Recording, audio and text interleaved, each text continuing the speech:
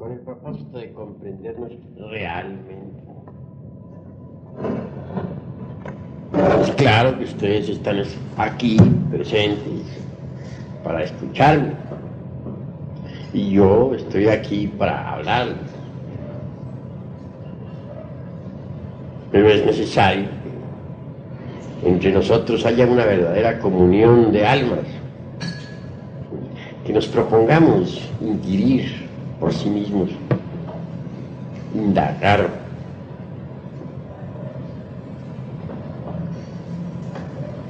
buscar, tratar de saber con el objetivo evidente de lograr una orientación en el camino de la autorrealización íntima del ser. Saber escuchar es muy difícil, saber hablar es más fácil. Sucede que cuando se escucha, se necesita estar abierto a lo nuevo, con mente espontánea, libre de preconceptos, de prejuicios, etc.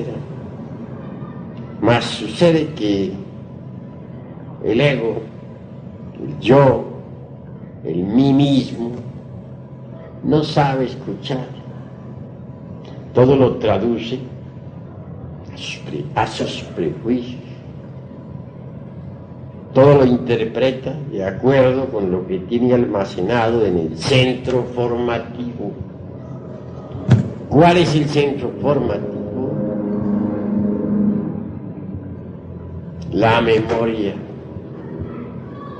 ¿Por qué se le llama centro formativo? Intelectual de los conceptos.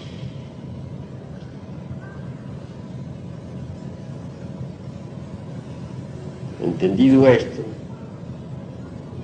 sí hace urgente aprender a escuchar con mente nueva,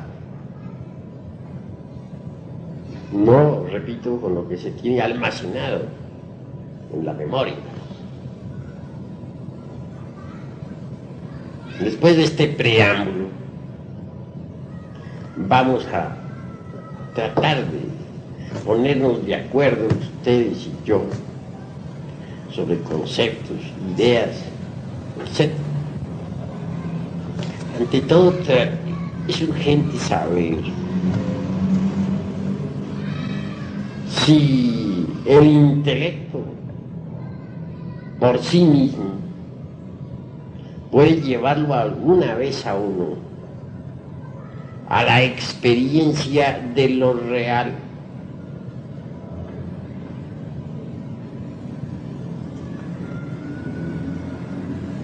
Existen brillantes intelectos, eso no lo podemos negar,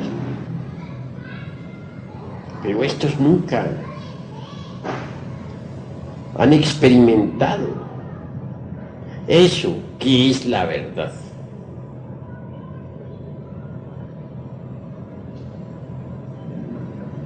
Ante todo, no está de más saber que existen tres mentes en nosotros. A la primera podríamos denominarla mente sensual, a la segunda, pero pensemos un poco en lo que es esta mente sensual que todos usamos diariamente. No hay duda que elabora sus conceptos de contenido con los datos aportados por los 5 sentidos. Y con esos conceptos de contenido forma sus razonamientos. Miradas las cosas desde este ángulo, es obvio que la razón subjetiva o sensual tiene por basamento las percepciones sensoriales externas. Si como único resorte de sus funcionalismos están exclusivamente los datos aportados por los 5 sentidos, indubitablemente no tendrá acceso totalmente a algo que se escape del círculo vicioso de las percepciones sensoriales externas. Eso es obvio. Nada podrá saber talmente sensual sobre lo real, sobre los misterios de la vida y de la muerte, sobre la verdad, sobre Dios,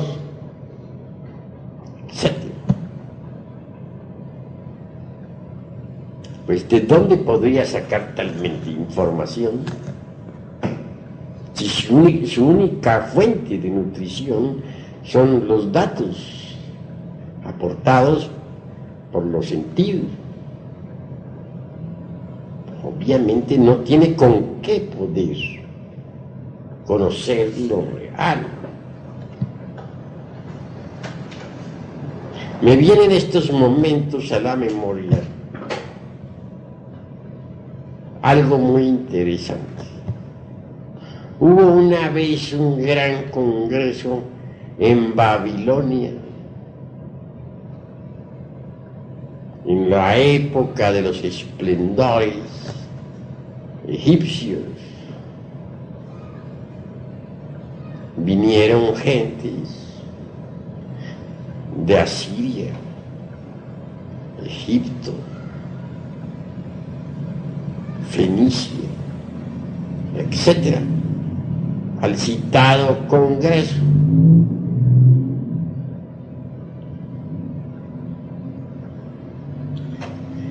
Es claro que el tema resultaba inquietante. Se quería saber, a base de puras discusiones analíticas, si el ser humano tenía o no alma.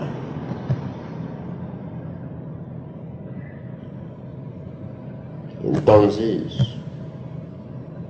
obviamente ya los 5 sentidos ya habían degenerado demasiado. Solo así podemos explicarnos que las gentes escogieran ese tema como motivo de todo un congreso. En otros tiempos un congreso así hubiera resultado ridículo. Nunca se le hubiera ocurrido a los lemures celebrar un congreso de este tipo. La gente del continente Mu le bastaba salirse del cuerpo y saber si tenía o no tenía alma. Lo hacían con una facilidad sorprendente. No estaban propiamente atrapados por el organismo físico, de manera que un tema de este tipo solamente podría ocurrirle a una humanidad ya involucionada, decadente, degenerada. Lo cierto fue que, tanto a favor como en contra de la cuestión alma, hubieron muchas discusiones. Al fin subió a la tribuna de la elocuencia un gran sabio, asirio. Ese hombre se había cultivado en Egipto, había estudiado pues en los misterios y habló con voz muy fuerte diciendo: la razón nada puede saber sobre la verdad, sobre lo real, sobre el alma,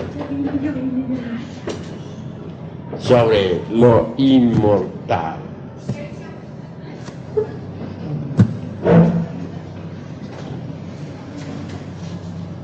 La razón, lo mismo sirve para sostener una teoría espiritualista que una materialista.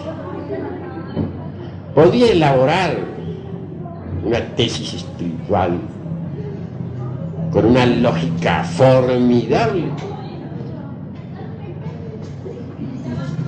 También podría estructurar por oposición una tesis de tipo materialista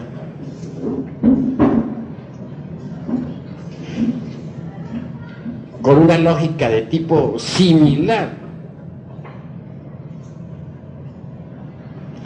de manera pues que la razón subjetiva, sensualista, nutrida con los datos aportados por los 5 sentidos, da para todo. Puede fabricar cualquier tesis de tipo espiritualista o de tipo materialista. Entonces, no es algo en que se pueda confiar. Existe un sentido diferente, que es el sentido instintivo de la percepción de las verdades cósmicas. Es una facultad del ser. Pero la razón subjetiva por sí misma no puede verdaderamente darnos ningún dato sobre la verdad, sobre lo real. Nada puede saber la razón sensualista sobre los misterios de la vida y de la muerte. Así habló aquel sabio. Y dijo aún más: ustedes me conocen. Tengo prestigio entre ustedes. Saben muy bien que vengo de Egipto. No ignoran que mi vida ha sido de estudio. Y mi mente sensualista no podría aportar datos sobre lo real. Así habló aquel hombre. Y concluyó diciéndole: ustedes no pueden saber con su racionalismo nada sobre la verdad, sobre el alma o sobre el espíritu, porque la mente racionalista no puede saber nada de esas cosas. Bueno, habló aquel hombre con mucha elocuencia y luego se retiró. Se apartó definitivamente de todo escolasticismo. Prefirió dejar a un lado el racionalismo subjetivista y permitir o desarrollar en sí mismo, mejor dijera, aquella facultad del ser ya citada por mí, que se conoce como percepción instintiva de las verdades cósmicas, facultad que otrora tenía la humanidad en general, pero que se atrofió conforme el yo psicológico, el mí mismo o el sí mismo, se fue desarrollando. Aquel sabio asirio, educado en Egipto, dicen que apartado de toda escuela, se fue pues a cultivar la tierra y a confiar exclusivamente en esa prodigiosa facultad del ser conocida como percepción instintiva de las verdades cósmicas. Pero vamos aún un poco más lejos. Hay una mente diferente a la mente sensual. Quiero referirme en forma enfática a la mente intermedia.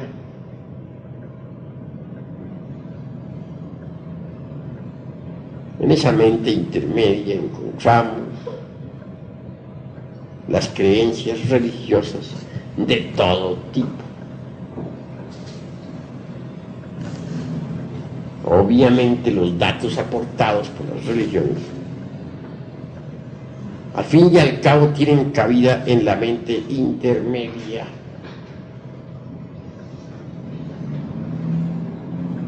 Y por último existe la mente interior.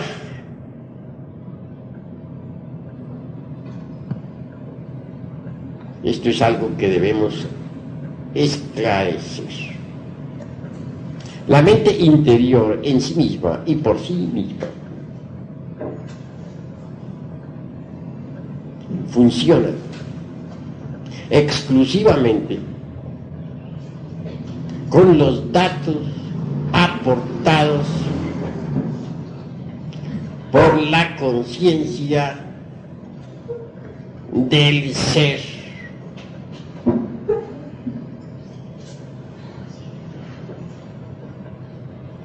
La mente interior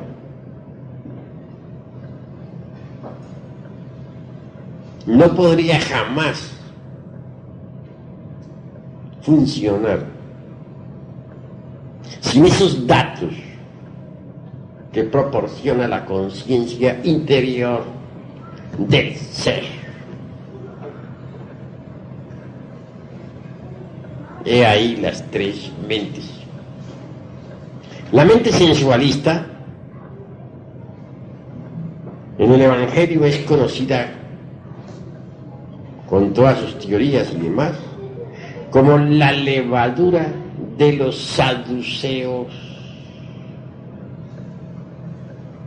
Jesús el Cristo advierte diciendo: cuidaos de la levadura de los saduceos, es decir, de las doctrinas materialistas, ateístas, como la dialéctica marxista. Ese tipo de doctrinas corresponde exactamente a la doctrina de los saduceos, de que habla el Cristo. Mas también advierte el Señor de perfección sobre la doctrina de los fariseos. Esa doctrina de los fariseos corresponde a la mente intermedia. ¿Quiénes son los fariseos? Son aquellos que asisten a sus templos o a sus escuelas o religiones o sectas, etc., para que todos los vean. escuchan la palabra, pero no la hacen dentro de sí mismos. Son como el hombre que se mira en un espejo y da la espalda y se va. Únicamente asisten para que otros los vean. Pero nunca trabajan sobre sí mismos. Y eso es gravísimo. Tales gentes se contentan con las meras creencias. No les interesa la transformación íntima.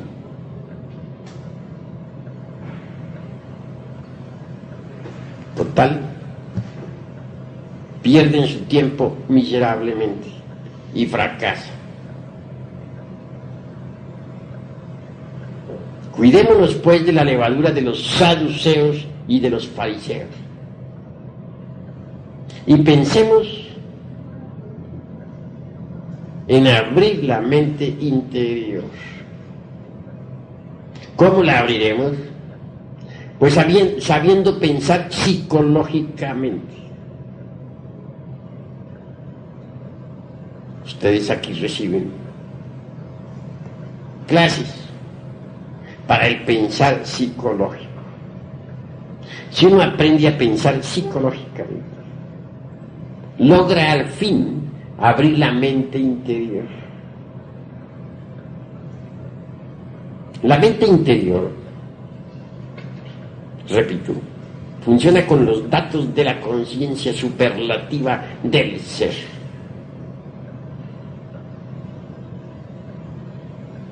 Entonces, experimenta, gracias a eso, la verdad de los diversos fenómenos de la naturaleza.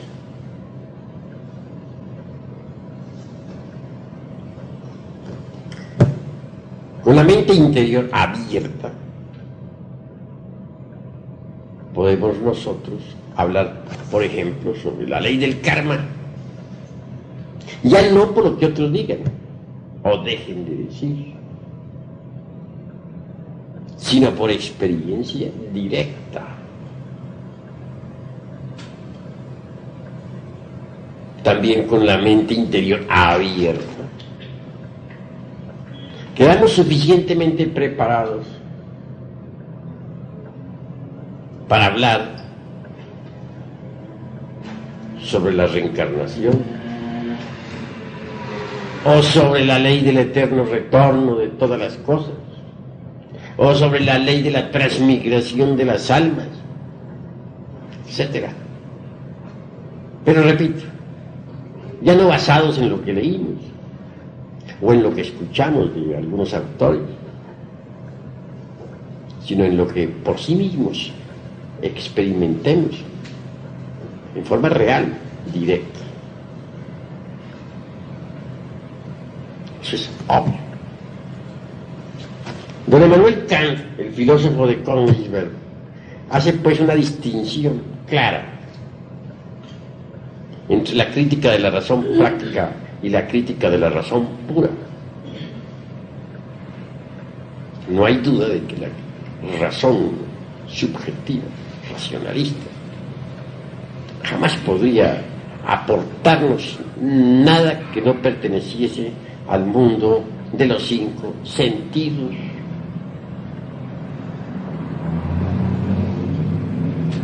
El intelecto por sí mismo es racionalista y subjetivo.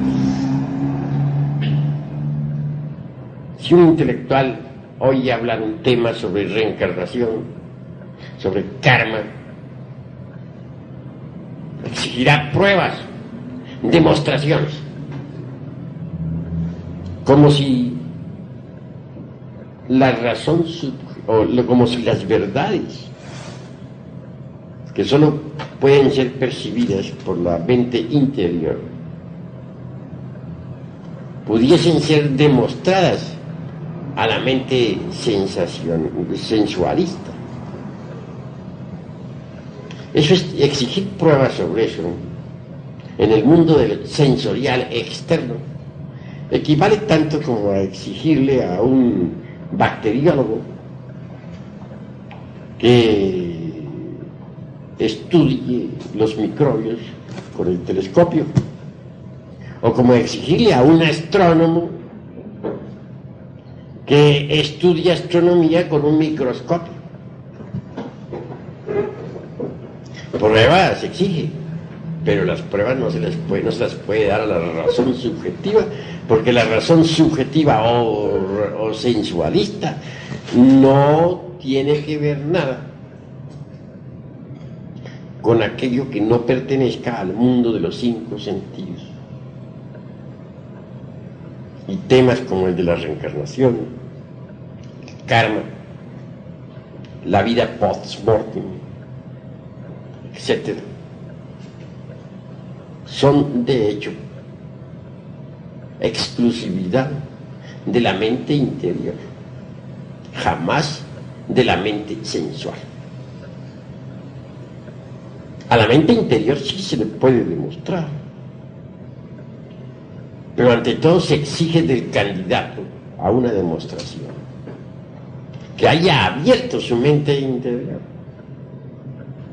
Si no la ha abierto, ¿cómo haríamos para hacerle una demostración de ese tipo?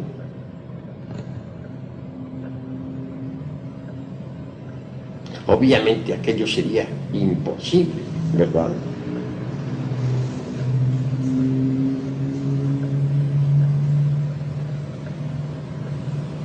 Visto esto con claridad, conviene que ahondemos ahora un poco en la cuestión de facultades. El intelecto por sí mismo es una de las facultades más toscas en los niveles del ser. Si queremos volver todo intelecto, jamás llegaremos a la aprehensión de las verdades cósmicas.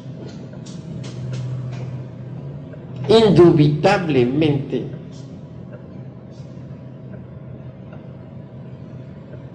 existe, más allá del intelecto, otra facultad de cognición. Quiero referirme esta vez en forma enfática a la imaginación. Mucho se ha subestimado a tal facultad. Algunos hasta la denominan despectivamente con el título de la loca de la casa. Título injusto, porque si no fuera por la imaginación, no tendríamos esta grabadora, no existiría el automóvil, no existiría el ferrocarril, etc. El sabio que quiere hacer un invento deberá primero imaginárselo, luego plasmar su invento en el papel. El arquitecto que quiere hacer una casa tendrá primero que imaginarla y después la podrá trazar en el plano, de manera que la imaginación ha permitido crear todo invento. No es pues algo despreciable.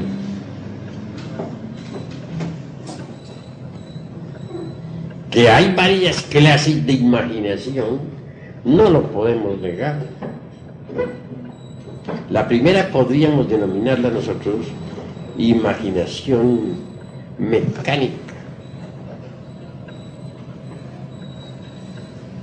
Tal tipo de imaginación es la mismísima fantasía. Obviamente ella está constituida con los desechos de la memoria. No sirve y es hasta perjudicial. Mas existe en verdad otro tipo de imaginación.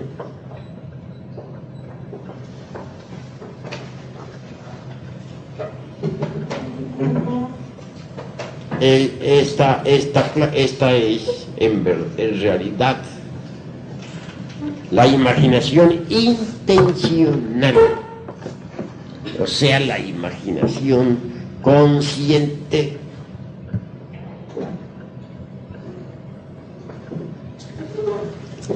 Obviamente, la misma puede desarrollarse espléndidamente y darnos acceso al ultra de todas las cosas. La naturaleza misma posee imaginación. Eso es obvio.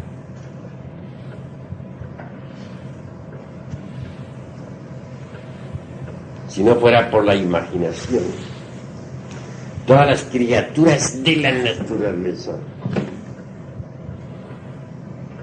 estarían ciegas. Mas gracias a esa poderosa facultad existe la percepción. Se forman las imágenes en el centro perceptivo del cerebro, o centro perceptivo de las sensaciones. Y así podemos percibir la imaginación creadora de la naturaleza. Ha dado origen a las múltiples formas existentes en todo lo que es. Me refiero a épocas como la de los hiperbóreos o prelemurios. No se usaba el intelecto, sino la imaginación. Entonces el ser humano era inocente y el maravilloso espectáculo del cosmos se reflejaba como en un lago cristalino sobre su imaginación. Era otro tipo de humanidad. Hoy causa dolor ver cómo muchas gentes han perdido ya hasta la mismísima imaginación. Es decir, se ha degenerado espantosamente esta preciosa facultad.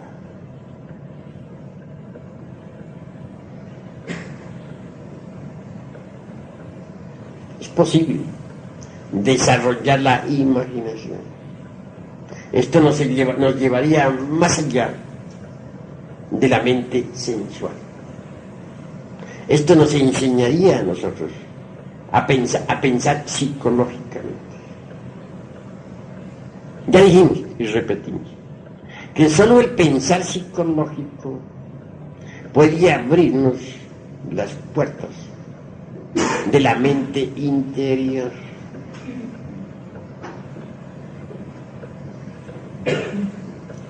Si uno desarrolla la imaginación, puede aprender a pensar psicológicamente.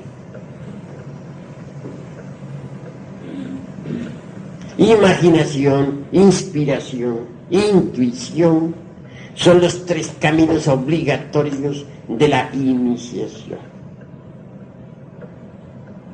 Si nos quedamos nosotros embotellados exclusivamente en los funcionalismos gnósticos sensoriales del aparato intelectual, no será posible en modo alguno subir por los escalones de la imaginación, de la inspiración y de la intuición. No quiero decirles a ustedes que el intelecto no sirva. Lejos estoy de hacer tamaña afirmación. Lo que estoy es aclarando conceptos. Toda facultad dentro de su órbita es útil. Fuera de su órbita es inútil. Un planeta cualquiera es útil dentro de su órbita. Fuera de su órbita es inútil y catastrófico. Lo mismo son las facultades del ser humano. Tienen su órbita. Querer sacar a la razón de su órbita, a la razón sensualista, es absurdo. ¿Por qué caer en el escepticismo materialista? Muchas gentes. ¿A qué se debe que a unos estudiantes del pseudoesoterismo y pseudoocultismo tan en boga en estos tiempos estén luchando siempre contra las dudas?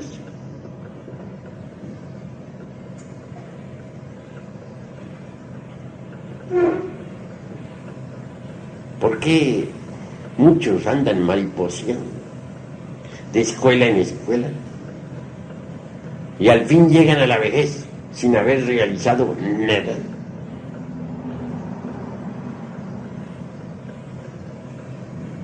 A través de la experiencia he podido observar que aquellos que se quedan embotellados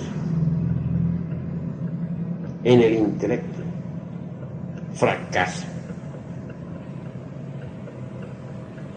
O aquellos que quieren comprobar con el intelecto las verdades que no son del intelecto, fracasan.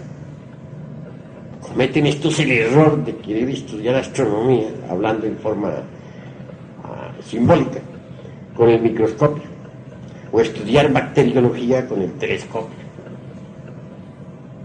Dejemos a cada facultad en su lugar, en órbita. No la saquemos de su órbita. Necesitamos pensar psicológicamente.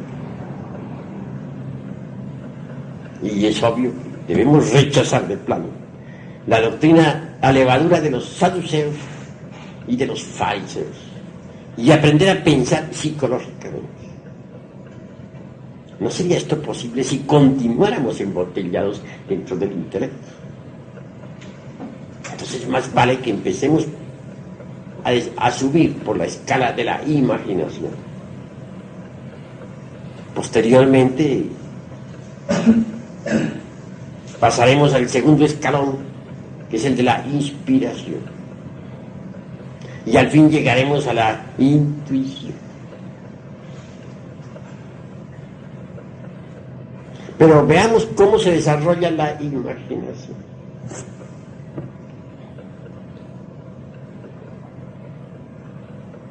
Se puede empezar con un ejercicio sencillo. Muchas veces hablé yo sobre el ejercicio del vaso con agua. Un ejercicio fácil. Si uno pone un vaso con agua a esta distancia, si en el fondo del vaso deposita un espejito, si añade al agua azogue algunas gotas, y si luego se concentra uno en el centro mismo del vaso y en todo el centro, es decir, sobre el agua, en forma tal que la vista atraviese el cristal. Pues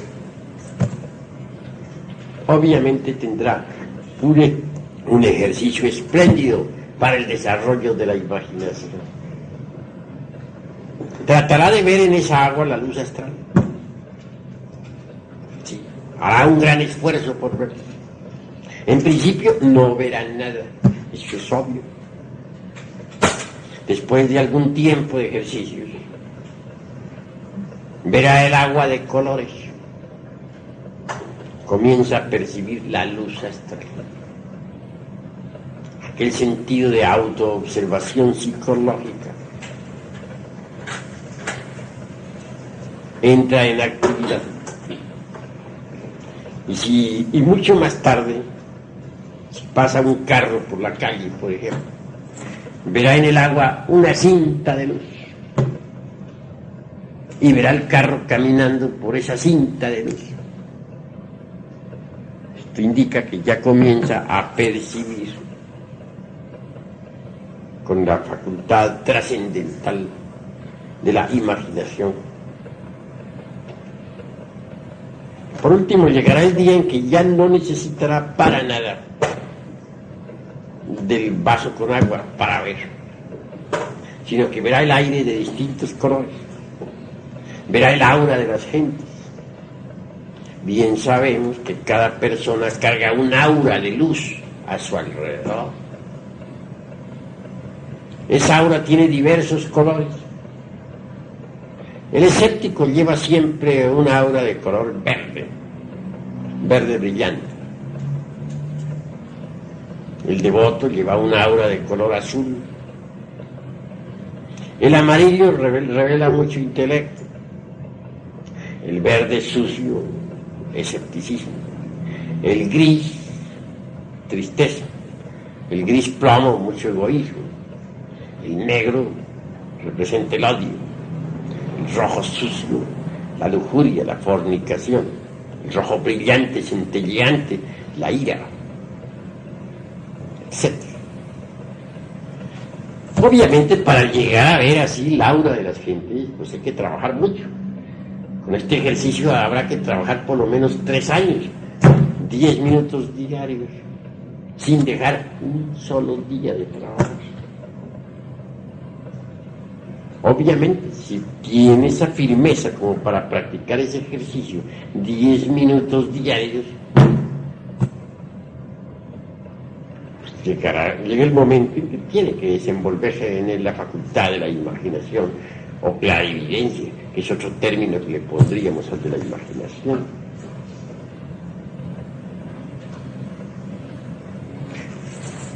Pero ese no sería el único ejercicio para el desarrollo de esa preciosa facultad. Se necesita algo más. Se necesita de la meditación. Sentado uno en un cómodo sillón, con el cuerpo perfectamente relajado, o acostado en su lecho, pero con el cuerpo relajado y con la cabeza hacia el norte, debe imaginar algo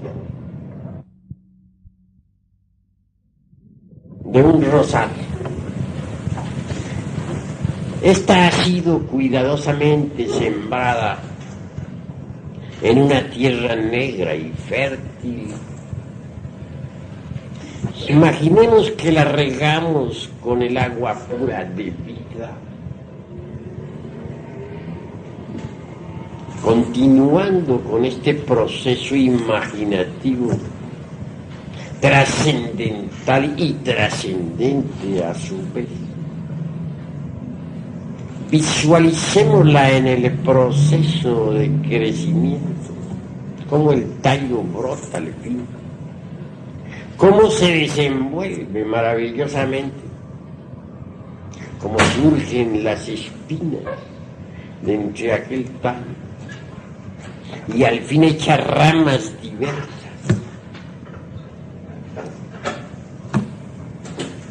Imaginemos cómo a su vez aquellas ramas se cubren de hojas hasta que al fin aparece un capullo que se entreabre deliciosamente y es la rosa.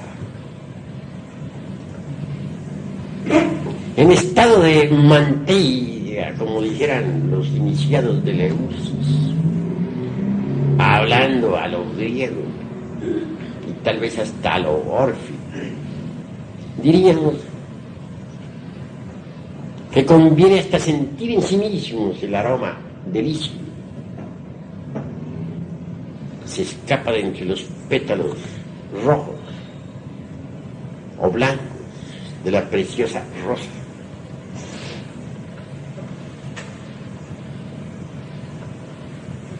La segunda parte del trabajo imaginativo consistiría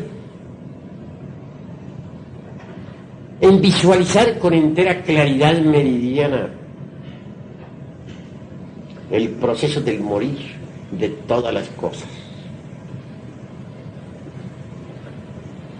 Bastaría imaginar cómo aquellos pétalos olorosos van cayendo poco a poco, marchitos y sin vida. Como aquellas ramas, otrora fuertes, se convierten después de algún tiempo en un montón de leños. Y al fin llega el huracán, el viento, y arrastra a todas las hojas y a todos los leños. Es una meditación de fondo sobre el proceso del nacer y del morir de todas las cosas. Este ejercicio, practicado en forma asidua, diariamente, y es claro que a la larga vendrá a darnos la percepción interior profunda de aquello que podríamos denominar mundo astral.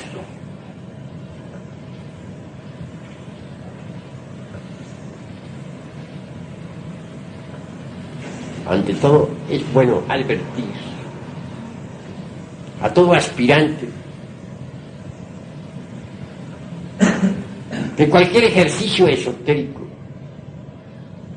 incluyendo este ya citado,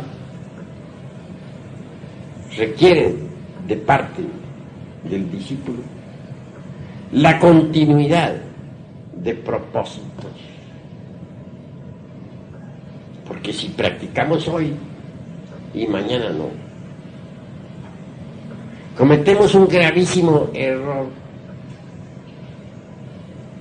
Solo habiendo de verdad aplicación en el trabajo esotérico, es posible el desenvolvimiento de esa facultad preciosa de la imaginación. Una vez que durante la meditación surja en nuestra imaginación algo nuevo, algo distinto a la rosa, es señal evidente de que ya estamos progresando.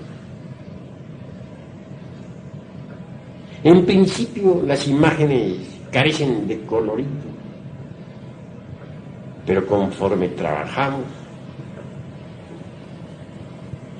ellas se van revistiendo de múltiples encantos y colores.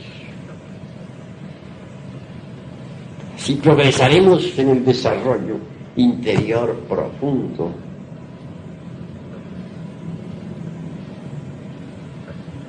Un paso más avanzado en esta cuestión nos llevaría a la recordación de nuestra vida y de nuestras vidas anteriores. Incuestionablemente quien haya desarrollado en sí mismo la facultad imaginativa, bien podría tratar de capturar o de aprehender con este diáfano o translúcido el último instante de su pasada existencia. Entonces, en ese espejo lúcido de su imaginación, se reflejaría un lecho de moribundo, si es que en cama fallecimos, porque entre paréntesis alguien podría morir en un campo de batalla o por un accidente.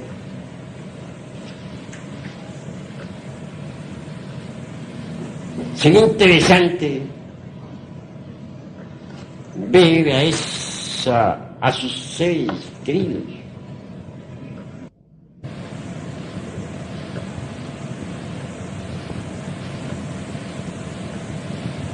continuando con este proceso tan maravilloso del desarrollo relacionado con la imaginación. Podría intentarse conocer ya no solamente el último instante de su vida anterior, sino el penúltimo, el trasantepenúltimo, los últimos años, los penúltimos, hasta la juventud, la adolescencia, la niñez, y así venir a recapitular preciosamente toda la vida pasada. Similarmente, esto, llevado más lejos, nos permitiría también capturar cada una de nuestras vidas anteriores. Y así vendríamos por experiencia directa, viva, a verificar la realidad de la ley del eterno retorno de todas las cosas. No es el intelecto precisamente el que puede verificar esa realidad. Con el intelecto podemos discutir tal tema, o afirmarlo, o negarlo, pero eso no es verificación.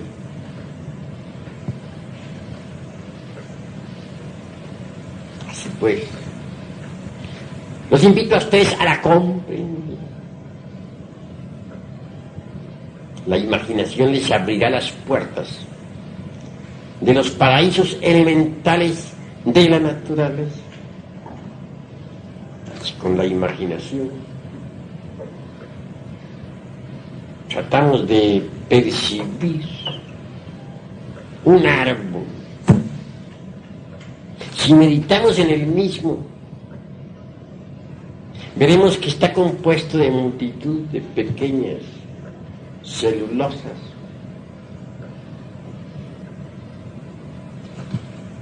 percibiremos su fisiología, sus raíces, sus frutos, mas también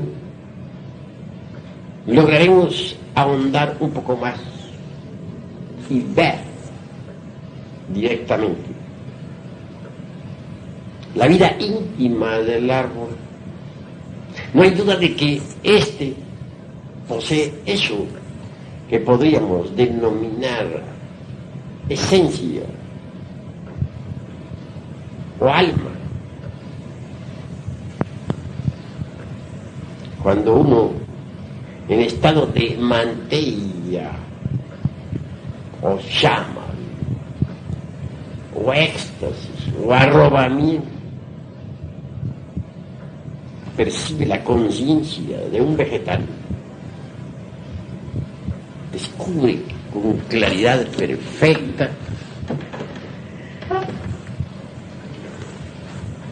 que esta es ciertamente una criatura elemental,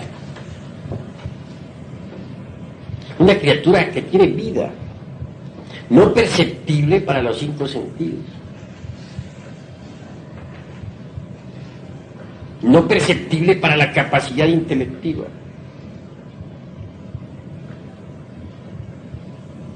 excluida completamente del terreno gnóstico sensorial, mas sí perfectamente perceptible para el translúcido.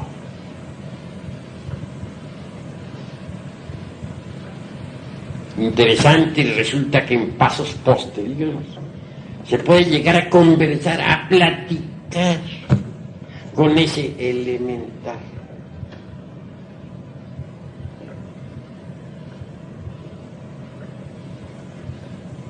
Obviamente la cuarta vertical posee sorpresas insólitas. Indubitablemente el Edén de que nos habla la Biblia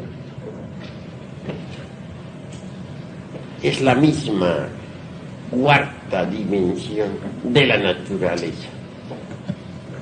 El paraíso terrenal es la cuarta coordenada. Los campos elíseos, la tierra prometida, donde los ríos de agua pura de vida manan leche y miel, es precisamente la cuarta dimensión de nuestro planeta Tierra. La imaginación creadora es translúcido, el espejo mirífico del alma, bien desarrollado con eficiencia idónea, mediante reglas esotéricas exactas. Indubitablemente nos permite la verificación exacta, la verificación de lo que aquí estoy afirmando en forma enfática. Así pues, yo les invito a ustedes claramente al análisis superlativo de todo esto.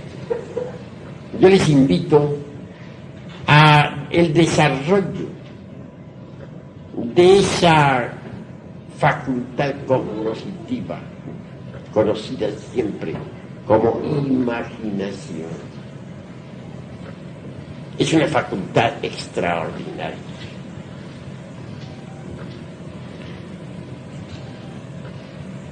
En la cuarta vertical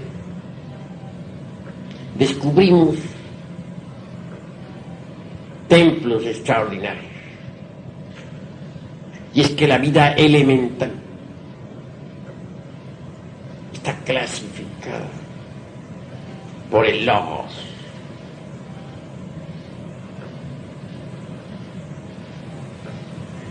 Una es la familia, por ejemplo, de los naranjales, y otra la de los eucaliptos. Para cada familia vegetal existen templos de la naturaleza. Los devas citados por los textos teosofistas,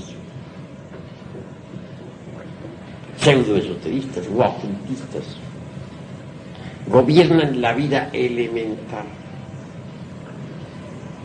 Estos devas son hombres perfectos en el sentido más completo de la palabra, iniciados,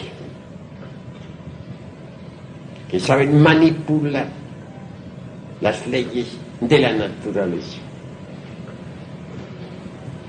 La imaginación creadora le permite a uno, pues, verificar por sí mismo que la Tierra no es un organismo muerto, algo rígido, una costra física, desprovista de vida. La imaginación creadora le permite a uno saber por sí mismo que la Tierra es un organismo vivo. Me viene en estos momentos a la memoria la afirmación aquella neoplatónica de que el alma del mundo está crucificada en la tierra. Esa alma del mundo es un conjunto de almas, un conjunto de vidas que palpitan y tienen realidad. Para las gentes hiperbóreas, los volcanes, los mares profundos, las vetas de los metales, las gargantas de las montañas, el huracanado viento, el fuego flamígero,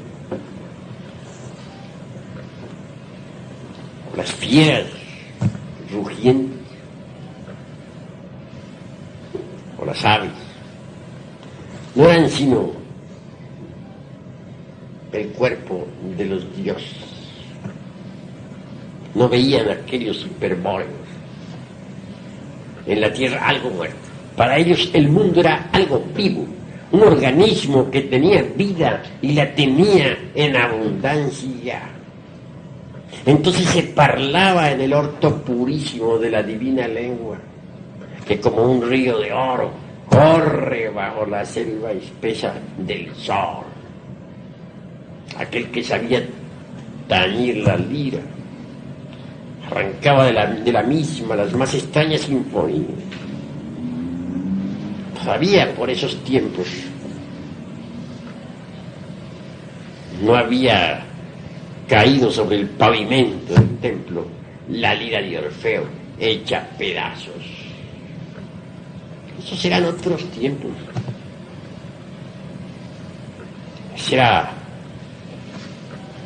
era la época de la antigua Arcadia, cuando se rendía culto a los dioses de la aurora y cuando se festejaba cada nacimiento con fiestas místicas, trascendentales.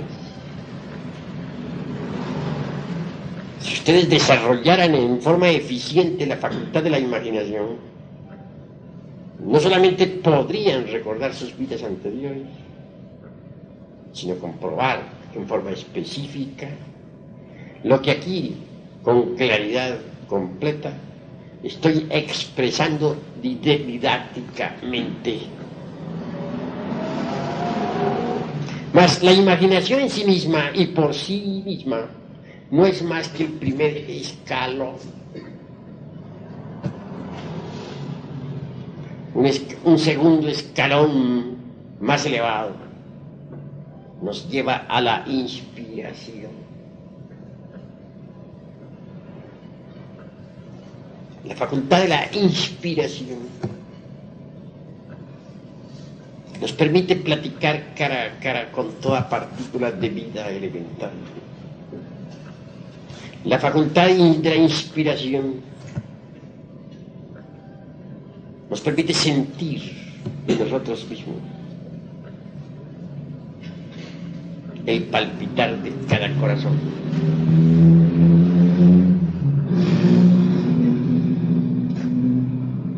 Imaginemos por un momento nuevamente el ejercicio del rosario. Si después de todo, si concluido el meditar en el nacer y en el morir del mismo, desaparecieron los leños y los pétalos de la flor, queremos saber algo más, necesitamos de la inspiración. Ha nacido la planta, ha dado frutos, ha muerto, y después de todo, ¿qué? Entonces necesitamos de la inspiración para saber qué, cuál es el significado de ese nacer y de ese morir de todas las cosas.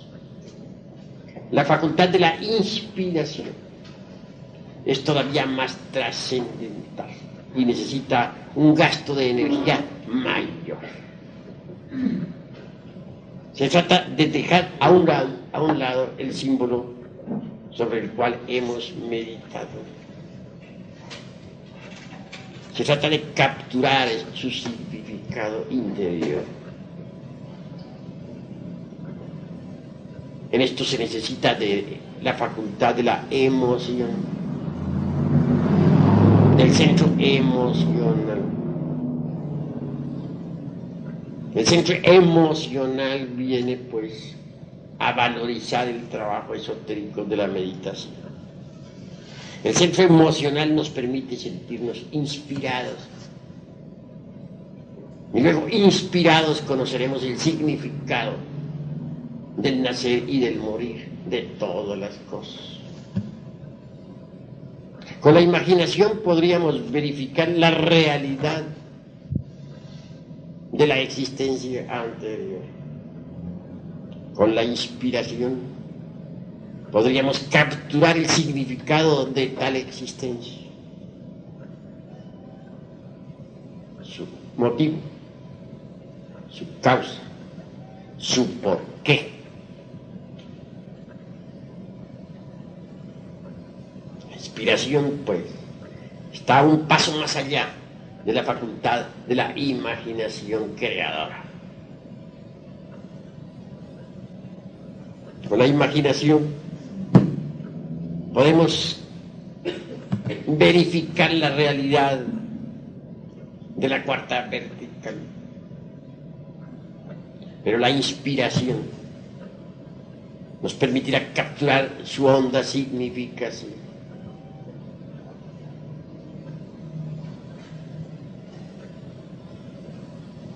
Por último, más allá de la facultad de la imaginación y de la inspiración, tenemos que llegar nosotros a las cimas de la intuición.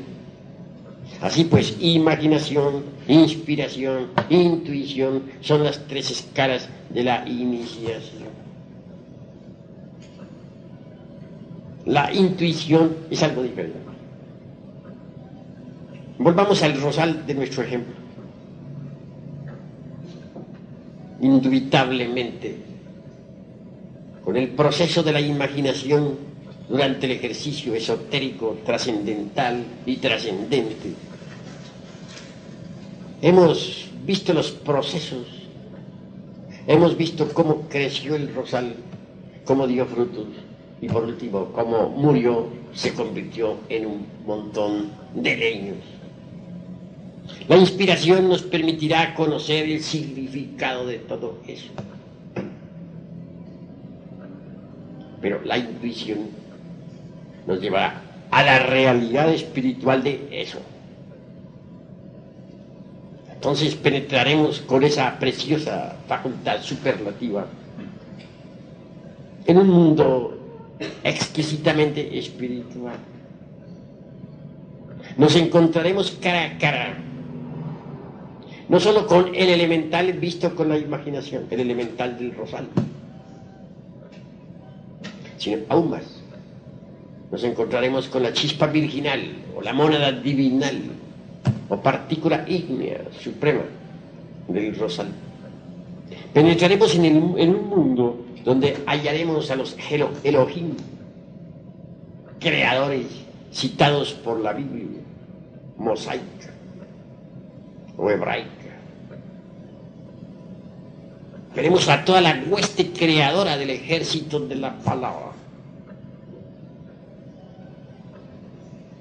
Es decir, hallaremos al demiurgo creador del universo.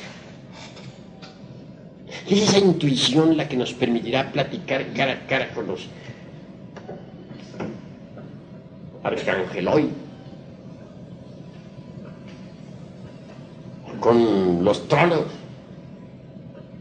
que ya no serán para nosotros una mera especulación o creencia, sino una realidad palpable, manifiesta. La intuición podrá permitirnos el acceso a las regiones superiores del universo y del cosmos. Por medio de la intuición podremos estudiar cosmogénesis, antropogénesis, etc. La intuición nos permitirá penetrar en los templos de la fraternidad universal blanca, en los templos de los Elohim, o Prajapatis, o Kumaras, o tronos. La intuición nos permitirá conocer la génesis de nuestro mundo. Con la intuición podremos asistir a la aurora misma de la creación. Saber, no por lo que haya dicho alguien, sino por vía directa, cómo surgió este mundo de entre el caos, en qué forma fue creado, de qué manera hizo aparición dentro del concierto de los mundos.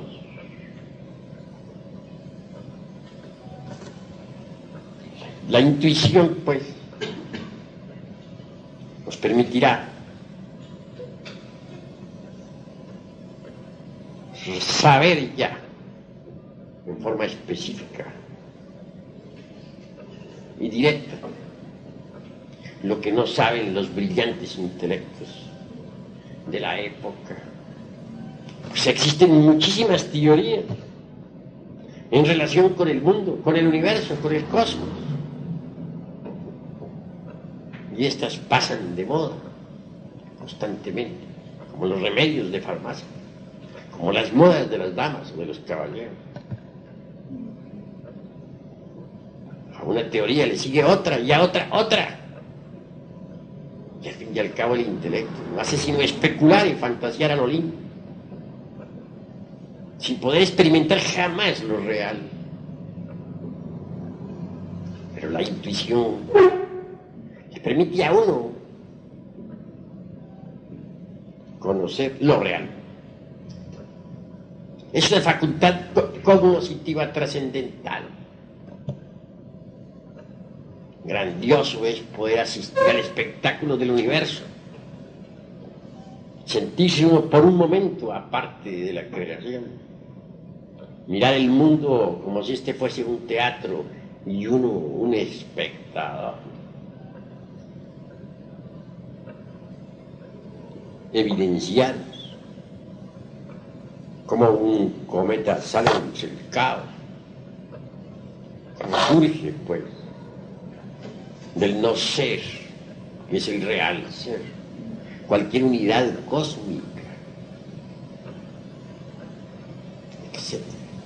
Es la intuición la que le permite a uno saber que la Tierra existe por el karma de los dioses, y que si no, no existiría. Es la intuición la que le permite a uno verificar el crudo realismo de tal karma. Ciertamente,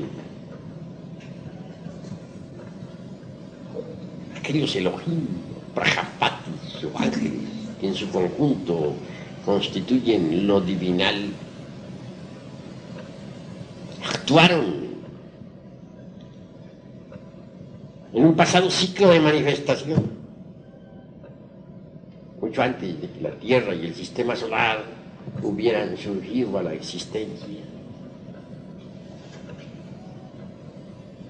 Veamos un caso muy simpático. Mucho se discute sobre la Luna. Piensan muchas gentes de que este es un pedazo de tierra lanzado por la fuerza centrífuga del universo al espacio. Algo así como quien dispara un cohete atómico. Mas la intuición le permite a uno verificar las cosas en forma completamente diferente. La intuición le permite a uno saber que la luna es muchísimo más antigua que la Tierra. Por algo es que nuestros antepasados de Anáhuac decían la abuela luna. Ella es obviamente nuestra abuela. Ella es la madre de la Tierra y la Tierra es la madre de nosotros, total es nuestra abuela. Conceptos sabios de Anáhuac.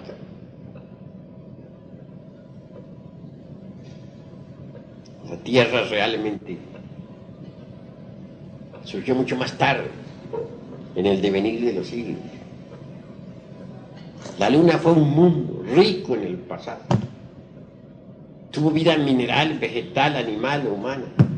Mares profundos, volcanes que hicieron erupción, etc. Los mismos científicos actuales han tenido que rendirse ante la evidencia concreta de que la Luna es más antigua que la Tierra. Aquellos iniciados que cometieron el error de afirmar que la Luna fue un pedazo desprendido de la Tierra, ahora quedaron mal cuando se verificó con aparatos especiales, mediante el estudio de los guijarros traídos de la Luna, que esta es más antigua que la Tierra. Y así es. Tuvo humanidad, tuvo vida vegetal, fue un mundo rico. Pero ¿por qué se convirtió así en luna? La intuición le permite a uno saber que todo lo que nace tiene que morir. Y que todo el mundo del espacio estrellado a la larga se convierte en una nueva luna. Esta tierra que nosotros habitamos un día envejecerá y morirá. Y se convertirá en una nueva luna. Y hay lunas tan pesadas como por ejemplo la que gira alrededor del Sol Sirio, que tiene una densidad 5000 veces más grave que la del plomo. Así pues, volviéndolo de nuestra luna, diremos que es la madre de la Tierra. ¿Pero por qué hago tan tamaña afirmación? Por medio de la intuición vemos cómo, después de que aquella vieja luna, nuestra abuela, murió, el anima mundi lunar, crucificado en aquel satélite, se sumergió entre el seno del eterno Padre cósmico como el absoluto. Cuando llegó una nueva época de manifestación, después de un largo intervalo, cuando llegó, dijéramos, un nuevo gran día de actividad, esa madre luna, esa anima mundi, reconstruyó un nuevo cuerpo, se reencarnó, formó su nuevo cuerpo, que es esta tierra. Todas las criaturas que otrora existieran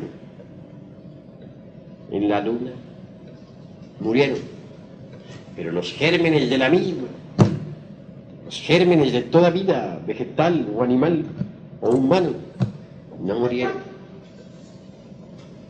Esos gérmenes proyectados por los rayos cósmicos quedaron depositados aquí en este nuevo planeta. Hasta en los gérmenes de nuestros mismos cuerpos. Por tal motivo, somos hijos de la luna. Ella es la madre de todos los vivientes. Y ella es la madre de la tierra. Cuando uno hace una afirmación de estas, ante un grupo de gentes instruidas, ante los eruditos del intelecto, ante aquellos que están acostumbrados a jugar malabares con la mente, ante los fanáticos de los silogismos y de los prosilogismos y de los esilogismos, del racionalismo subjetivista, pues obviamente se expone a la burla, al sarcasmo, a la ironía, a la befa, a la sátira, porque esto no puede ser admitido jamás por el racionalismo subjetivista del intelecto. Esto que estoy diciendo solamente puede ser asequible a la intuición. Si ustedes quieren algún día llegar de verdad a la iluminación, a la percepción de lo real, al conocimiento completo de los misterios de la vida y de la muerte, necesitarán subir incuestionablemente por la gradería maravillosa de la imaginación, de la inspiración y de la intuición. El mero racionalismo jamás podría llevarlos a ustedes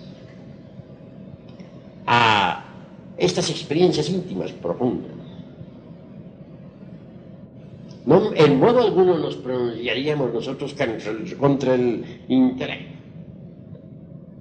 Lo que queremos es especificar funciones, y eso no es un delito.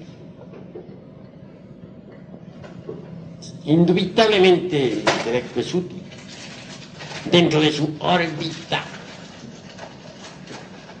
Fuera de órbita, repito lo que ya dije al empezar esta plática, que resulta inútil. Pero si nosotros nos fanatizamos con el intelecto y de plano nos negamos a querer subir por los escalones de la imaginación, jamás llegaríamos indubitablemente a pensar psicológicamente.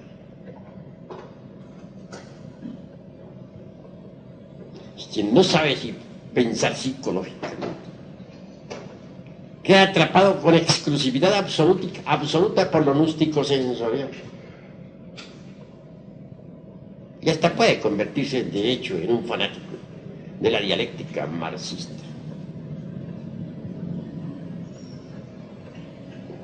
Solo el pensar psicológico abrirá la mente interior. Eso es obvio. Quien ha subido por los escalones de la inspiración y de la intuición, indubitablemente, de hecho, ha abierto las puertas maravillosas de la mente interior. Surgen los intuitos desde adentro, se expresan a través de la mente interior. Es decir, la mente interior sirve de vehículo a los intuitos. Esta mente interior es la misma razón objetiva, especificada claramente por un Gurdjieff, o por un Ouspensky, o por un Collin, o por un Nikon. Poseer razón objetiva es haber abierto la mente interior. Y la mente interior funciona exclusivamente con los intuitos, con los datos del ser, de la conciencia, de lo superlativo, de lo étnico, de aquello que es trascendental y trascendente en nosotros, y no de otro modo. Bien, habiendo planteado este tema, queda abierta la discusión. El que quiera preguntar algo puede preguntarlo con la más entera libertad. El que no esté de acuerdo puede refutar libremente, porque aquí hay libertad de palabra para todos. De manera que puede hablar. Maestro, me gustaría saber si existe alguna diferencia entre intelecto y mente. Pues el intelecto y la mente en el fondo son lo mismo. Pero la mente no cultivada no es intelecto.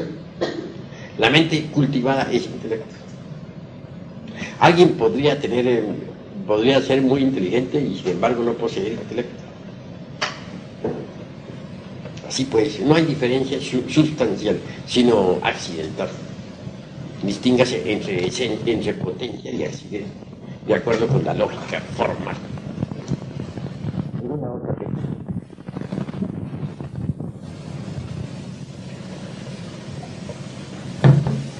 A ver, todos tienen, no teman, pregunten, para que vayamos nosotros aclarando puntos. A ver, toma la palabra ya.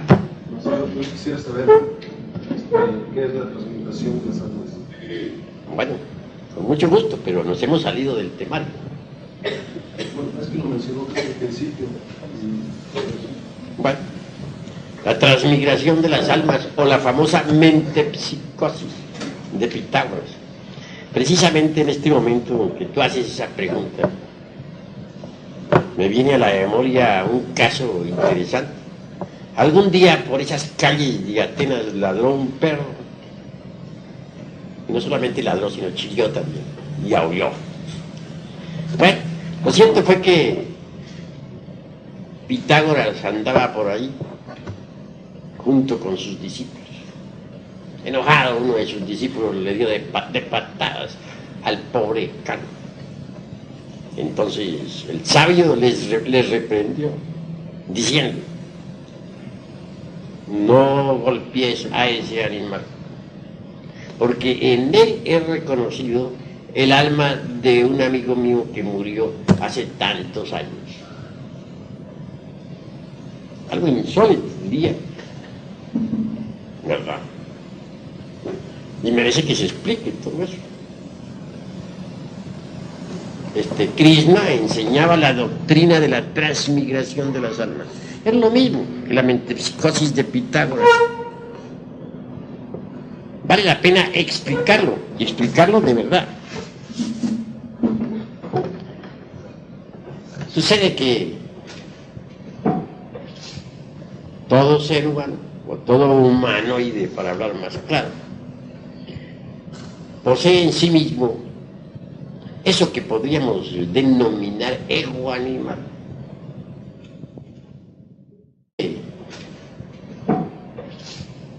Todo ser humano, o todo humanoide, para hablar más claro, posee en sí mismo eso que podríamos denominar ego animal.